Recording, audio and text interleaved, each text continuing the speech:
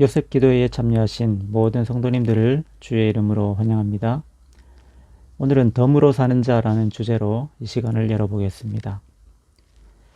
제가 초등학교 다니던 시절에 5, 6도가 보이는 바닷가까지 자주 놀러 다녔습니다.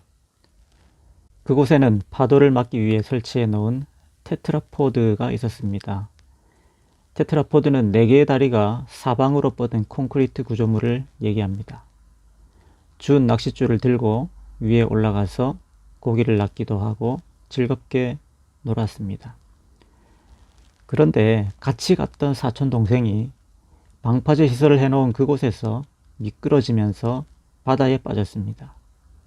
그곳은 파도가 세기 때문에 방파제를 해놓은 곳입니다.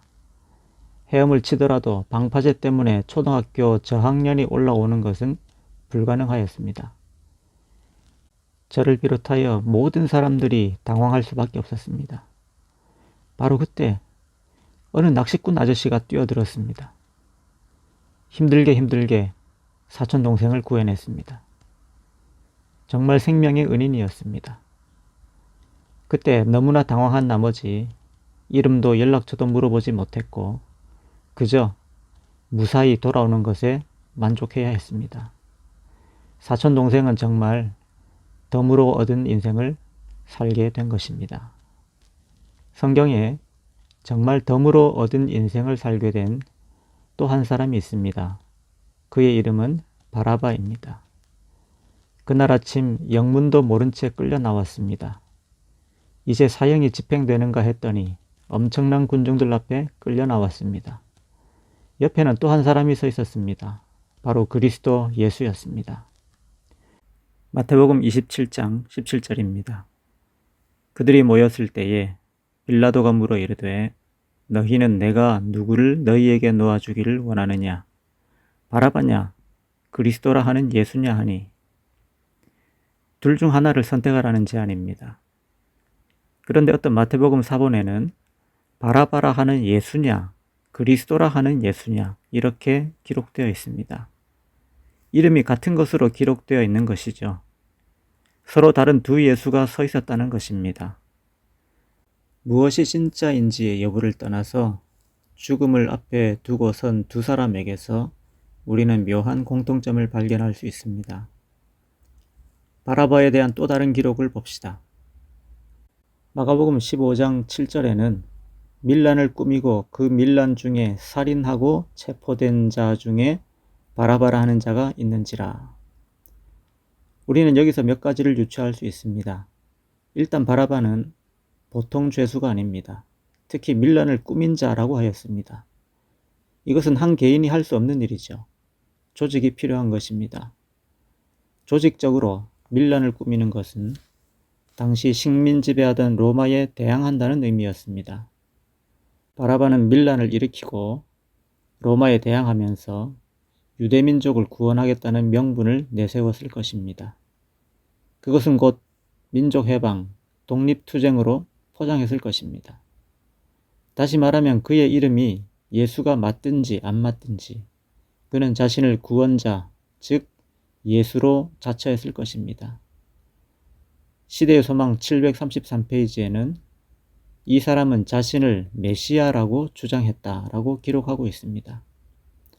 물론 그 방법은 무엇이었을까요? 폭력과 살인까지 감행하는 것이었습니다. 즉 행동하는 힘의 상징이 바로 바라바였습니다.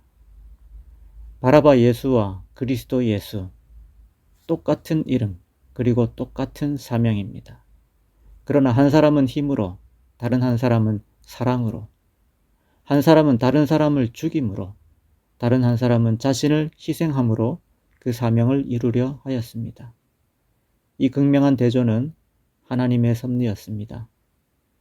그리스도 예수는 살아야 했고 바라바 예수는 죽어야 했습니다. 성도 여러분, 바라바가 덤의 인생을 살게 된 것은 자신의 힘으로 된 것이 아닙니다. 첫 번째는 군중들의 선택이 있었기 때문입니다. 바라바를 선택하였습니다. 두 번째는 빌라도 역시 선택지가 있었습니다. 군중들의 요구를 실행할 권리는 자신에게 있었지만 결국 그는 정의보다는 정치를 선택하므로 바라바를 살렸습니다. 그러나 또 하나의 역사적 선택이 있는데 그것은 예수님의 선택입니다. 예수님은 얼마든지 언제든지 십자가의 길을 포기할 수 있었지만 그 길은 스스로 선택하셨습니다. 자기 사람들을 사랑하시되 끝까지 사랑하시니라고 요한복음 13장 1절은 말하고 있습니다. 그러므로 바라바가 얻은 덤의 인생은 유대인들과 빌라도 때문이 아니라 바로 예수 그리스도 그분 때문입니다. 어떤 한 신학자는 바라바를 가리켜서 바라바는 가장 상징적인 죄인이다 라고 말했습니다. 다시 말하면 그는 우리 모두의 그림자입니다. 바라바도 우리도 자신의 힘으로 구원을 이루고자 하였습니다. 그러나 이룬 것은 아무것도 없었고 결국 죽음을 앞둔 사형수 신세가 됩니다. 그러나 내 의지와는 상관없이 예수 때문에 덤으로 인생을 얻게 되죠. 그래서 우리는 아버지의 자녀가 됩니다. 바라바의 이름 또한 아버지의 아들이라는 뜻입니다. 바라바에게서 발견할 수 있는 우리 자신의 모습들입니다. 중요한 것은 덤으로 얻은 인생, 이제 어떻게 살아가야 할 것인가의 문제가 남아 있습니다. 정광우 씨는 93년 서해 페리호 침몰 사건에서 살아남은 생존자입니다. 그 사건의 사망자는 292명입니다. 잘 아시는 세월호의 사망자가 295명입니다. 9명이 실종되었고요. 다들 사고가 날이라고는 꿈에도 생각하지 않고 있었습니다. 운항 중에 돌풍을 만나면서 회항하려고 뱃머리를 돌리는 중에 파도에 의해서 갑자기 전복되면서 침몰하게 됩니다. 가라앉는 배에서 탈출하는 것은 보통 어려운 일이 아니었습니다. 정광우 씨는 선실 안에 있는 상태였습니다. 눈앞이 캄캄해지는 순간 머릿속을 스쳐 지나가는 것은 아직 어린 자녀들, 또 치매에 걸린 어머니, 그리고 몸이 아픈 아내였습니다. 이 모든 가족들을 위해서 내가 반드시 살아남아야 한다고 생각했을 때 힘이 났다고 하였습니다. 그리고 높고 존엄한 다른 존재가 나를 돌본다고 생각할 때 더 큰 힘이 나게 되었다고 합니다. 그리고 온 힘을 다해서 선실 유리창을 몸으로 받아서 갑판 위로, 그리고 마침내 배 바깥으로 탈출하게 됩니다. 그러나 관건은 탈출 이후였습니다. 그는 바다에 둥둥 뜬 아이스박스를 붙들고 하염없이 구조선을 기다렸습니다. 춥고 기운이 없어 입이 떨어지지 않아 신음소리만 내면서 하늘을 향해 부르짖었습니다. 삶과 죽음을 가르는 기준은 아무도 알 수가 없었습니다. 많은 이가 다치고 죽었으며 그 사이를 그도 스치고 지나갔습니다. 아이스박스를 붙들고 있는 것이 힘들어서 10분만 쉬고 싶다고 생각했을 때, 그리고 구명정에서 휴지를 베고 누워서 비가 휴지를 적시는 것도 모르고 깜빡 잠이 들었을 때, 그때마다 자신을 넘어선 어떤 힘이 그를 붙드는 것을 느꼈고 그는 고비마다 살아남았습니다. 그렇게 살아남은 이후 어떻게 되었을까요? 무언가가 달라집니다. 자기의 인생을 바라보는 가치관이 달라졌습니다. 누군가를 위해서도, 나 자신을 위해서도, 그리고 나를 붙든 누군가를 위해서도 최선껏 살아야 한다는 생각이 그의 삶을 지배하게 되었다고 합니다.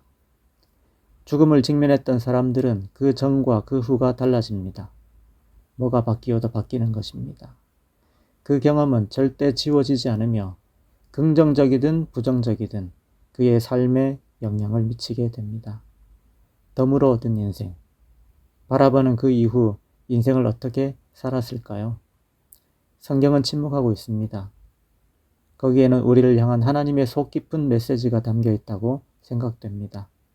그 이유는 덤으로 얻은 바라바의 인생은 곧 우리 모두의 인생이기 때문입니다.